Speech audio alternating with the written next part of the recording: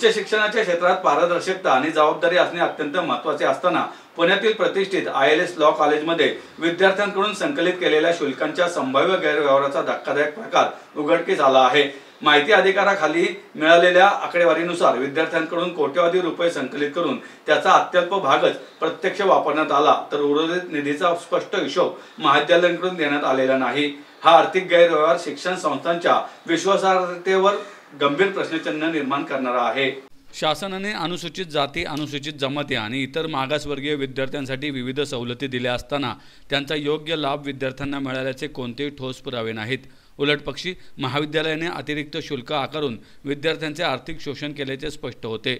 शिक्षण संस्था विद्यार्थ्यांच्या हितासाठी असाव्यात, नफा मिळवण्याचे साधन नव्हे, हा मूलभूत सिद्धांत ILS लॉ कॉलेजने पायदळी तुडवला असे वरकरणी दिसून येत असल्याचं मयूर गरुड आणि कृष्णकांत साठे यांनी पत्रकारांशी बोलताना म्हटलंय। कोविडच्या शैक्षणिक वर्षात म्हणजेच सन 2020-21 मध्ये विद्यार्थ्यांकडून कायदेशीर मदत शुल्क या नावाखाली 17,51,535 संकलित करण्यात आले, जो निधी समाजातील दुर्बल घटकांसाठी मोफत कायदेशीर मदतीसाठी वापरण्यात येणे अपेक्षित होते। मात्र प्रत्यक्षात या निधीतील केवळ 10,105 खर्च करण्यात आला। ही बाब लक्षात घेतल्यास तब्बल 17,233% नफा संस्थेने स्वतःकडे राखून ठेवल्याचे स्पष्ट होते। सामाजिक जबाबदारीच्या नावाखाली घेतलेला हा निधी योग्य कारणांसाठी वापरण्यात आलेला नसल्यामुळे विद्यार्थ्यांना फसवण्याचा हा प्रकार असावा असा प्राथमिक अंदाज आहे।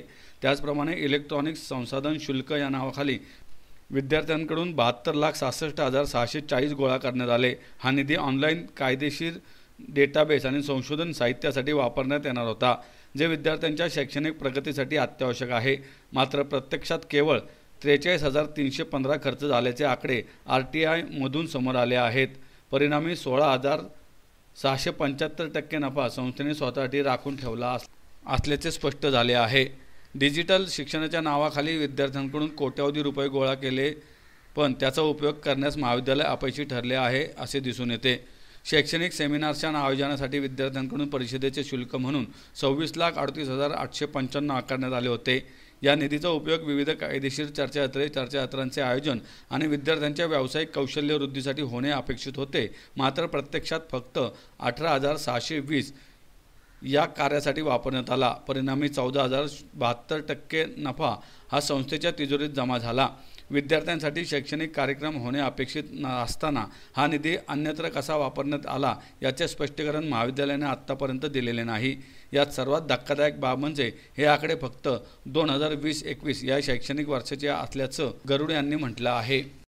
या संपूर्ण प्रकरणात गरुड आणि कृष्णकांत साठे या विद्यार्थ्यांनी पुढाकार घेत तक्रार दाखल केली असून त्यांचे वकील म्हणून विधिवत लीगल कन्सोर्टियमचे ॲडव्होकेट वेदांत विनायक कुलकर्णी, ॲडव्होकेट शुभम विजय शेलार आणि ॲडव्होकेट प्रसाद अरुण कामठे कार्यरत आहेत।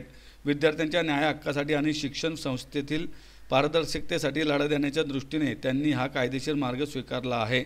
हा संपूर्ण प्रकार म्हणजे विद्यार्थ्यांच्या आर्थिक शोषणाचा एक गंभीर नमुना असून अशा प्रकारच्या संस्थांकडून विद्यार्थ्यांचा विश्वासघात होत असेल तर त्यावर कठोर कारवाई होणे आवश्यक आहे। विद्यार्थ्यांनी त्यांच्या हक्कासाठी एकत्र येऊन आवाज उठवणे ही काळाची गरज आहे। सरकारने त्वरित हस्तक्षेप करून या आर्थिक गैरव्यवहाराची चौकशी करावी आणि दोषींवर कठोर कारवाई करावी अशी मागणी गरुड आणि साठे यांनी केली आहे। सुद्धा हीच तक्रार केलेली आहे। आमची त्यांना हीच विनंती आहे की जी एक्सेस फी गोळा केलेली आहे ती परत देण्यात यावी। एस्पेशली जे रिझर्व कॅटेगरी स्टुडंट्स आहेत, SC, ST, OBC आणि महिला स्टुडंट्स ज्यांना की शासनाने, महाराष्ट्र शासनाने फी माफी केलेली आहे, त्यांची फी तत्कालीन परत करावे आणि परत पुढच्या वर्षीपासून अशी फी गोळा करण्यात नाही यावी, एवढी आमची विनंती आहे। आम्ही आंदोलन करणार होतो, रादर आम्ही आंदोलन करणार आहे। त्यासाठी आमच्या विरुद्ध 38 नोटीस त्यांनी कॉलेजच्या कॅम्पसमध्ये लावलेले आहेत। आम्ही तरीसुद्धा आंदोलन करू जर का त्या एका दिवसात उद्यापर्यंत त्यांनी आमच्या प्रश्नांची उत्तरे किंवा विनंतीला प्रतिसाद दिला नाही तर। धन्यवाद।